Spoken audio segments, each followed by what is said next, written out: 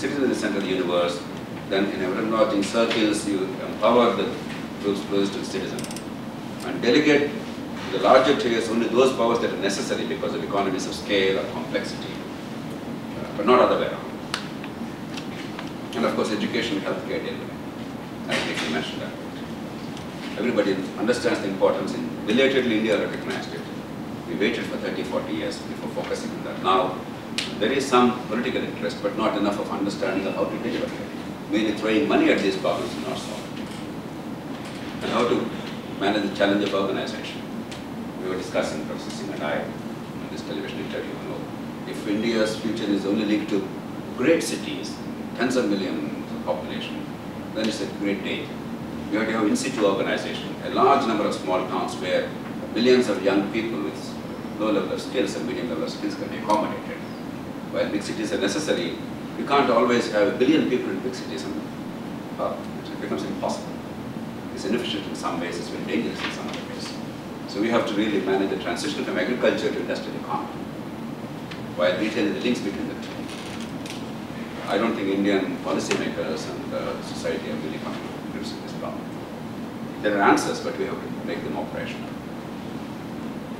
Infrastructure I already mentioned. Power sector and transport in particular. Again, answers are abundant. I don't have to go into details. Many of you are familiar, many of you are working on those answers. But how do you make it part of the DNA of Indian governance process, Indian political process? These are the challenges. I'm a great optimist. I believe we live in a fantastic age. Despite all the problems and despite global warming, despite apocalyptic visions, I'm an exuberant optimist. Because I do believe that we have the technology already available, even to combat global warming. And we have the resources. It's just that, do we have the political will and organizational skill? Do we build institutions to really be able to confront these challenges, and quickly? Unlike many other countries which have decades of experience and opportunity and time, Europe took a century to really allow the institutions to mature. But we only have a decade or so to get this out again. Almost every day is very precious. We are on the cusp of history. That's the challenge. And finally, I'm just thinking today, is there another country in this century or the last century, post-Second World War, what we say, which with abject poverty, starting at a very low base, with tremendous democratic freedoms to the point of being a functioning anarchy, freedom becoming a license, trying out democracy to the best of its ability, and then achieved very rapid economic growth for a long enough period to break out of the shackles of poverty and backwardness. There is no example. India is the only potential example if we succeed. In a fundamental sense, it's a challenge at mankind. The West had centuries of time to prepare, to evolve political institutions, technological growth, industrialization.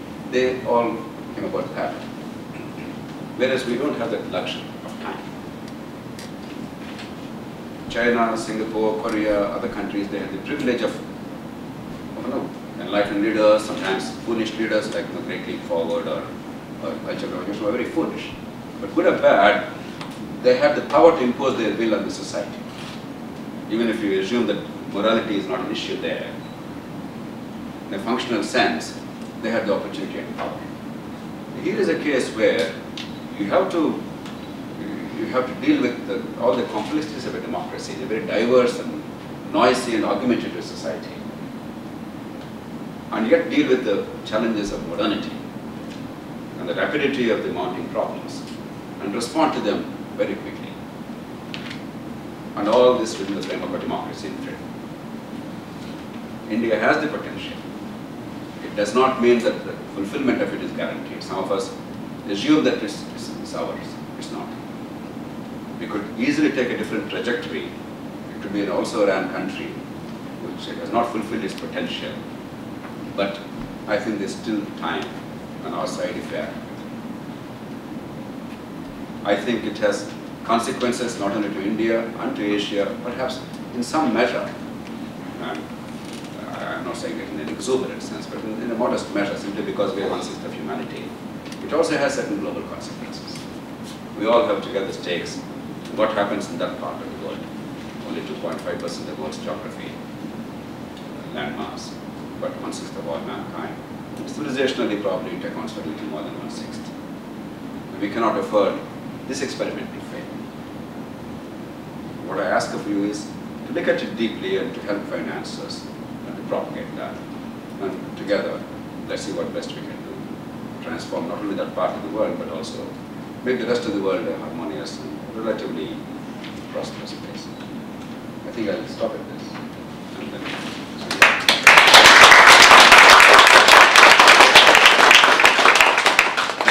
But I enjoyed your talk tremendously, and it really, it really hit home to some of the central themes of my subfield in political science.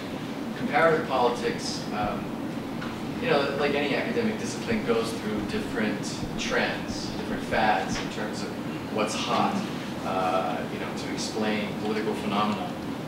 And as I was listening to you, I was thinking, it really made me harken back to some of the major works in our subfield about, how your central question about how do we transfer institutions that work in one place, but when you transfer them to another place, seemingly don't work or don't work the same way. And in comparative politics, there's an entire literature that looks at we call it the new institutionalism, that looks at institutions and their structures and why they function the way they do, why certain structures, as you mentioned, electoral systems, have predictable outcomes in terms of the choices that are made. Campaign finance will have predictable outcomes in terms of how campaigns tend to operate. Electoral systems will determine how many political parties are likely to get into parliament, which will determine what kinds of governments you get, which has an impact on governmental accountability. So institutions clearly matter. But there's another line of research in comparative politics that's just as old that says culture matters. That, an institution that works in place A, transformed and taken directly to place B, will not typically function in the same way because of local cultural wars, local traditions. And so there's an entire literature on how culture matters. And my friends who do political economy will be certain to, as you also remind us, that resources matter. There's never enough resources, and politics is ultimately about the battle over resources. But I thought ultimately your optimism and just you yourself and the kind of person that I think you represent in Indian politics leads me to another subset of comparative politics, another literature, which argues that actors matter, that individuals and people matter. I wouldn't characterize this literature as arguing that it's always the great man or great woman theory of history, but clearly individuals and actors do matter. And here I would just throw out some research that I think is relevant, and then I'll pose some questions that I would just like to hear your opinion about. There's a fantastic book that typically at the graduate level is assigned in most comparative politics seminars. I've even tried to use parts of it in my undergraduate courses. He's a professor up at Harvard. His name's Robert Putnam. I've probably heard of him. And he has this wonderful book on why democracy in Italy functions very differently in different regions of Italy. Right? And ultimately, his main thesis is sort of the cultural argument, that ultimately it comes down to the quality of civil society in different regions of Italy. And civil society is largely based upon levels of trust, and interpersonal trust.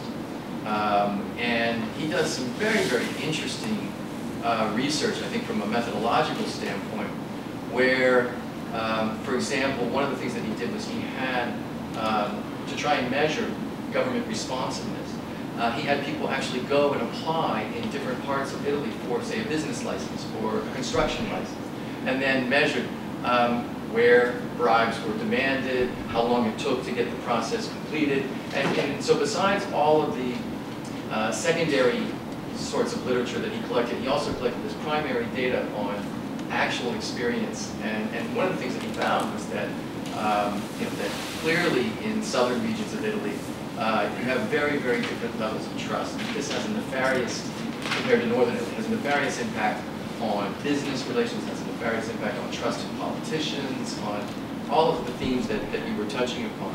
And India, I think, would be, if it hasn't been done yet, would be maybe even a more ideal place to do this kind of assessment of regional variations in the quality of Indian democracy. I suspect what little I know about India is that Kerala is a very different place from Uttar Pradesh, right?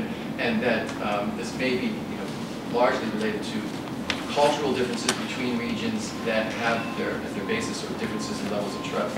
The other country that I was thinking about as you were talking, and again, I apologize for my ignorance about India. I suspect it probably has been or is being tried out and implemented. And I was thinking of Brazil. Brazil is another country that in many ways is kind of similar to India in terms of its diversity and its size. And one of the most fascinating political experiments that I think is going on, not just in Brazil, but in the world, is this new interest in participatory budgeting. Participatory budgeting, for those of you who may not be familiar with it, is this idea that even highly uneducated, even illiterate citizens can and do have very sophisticated knowledge about what their needs are at the local level. And so what started out as really kind of a civil society movement, much as I understand Loksata in terms of how it emerged, and then developed into a political party more or less encapsulated by the Partido Trabalhador, PT, whose president and leader is the president of Brazil, Lula. The PT really kind of came up with, I would say, a local strategy.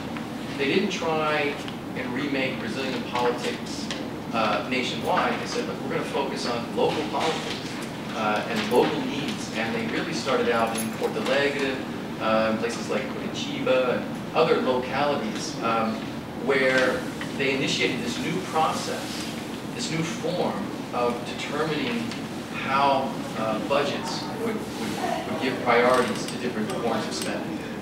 And it's a very sophisticated process. It's not at all vague. There are rules. Citizens are educated in terms of how the process works. It has many stages. Experts are brought in to provide expert testimony on these various options. But ultimately, these participatory budget boards are made up of everyday citizens with very low levels of education. And in these regions where it has become kind of the norm, has by and large been incredibly successful. And all the evidence that I know about participatory budgeting in Brazil is that all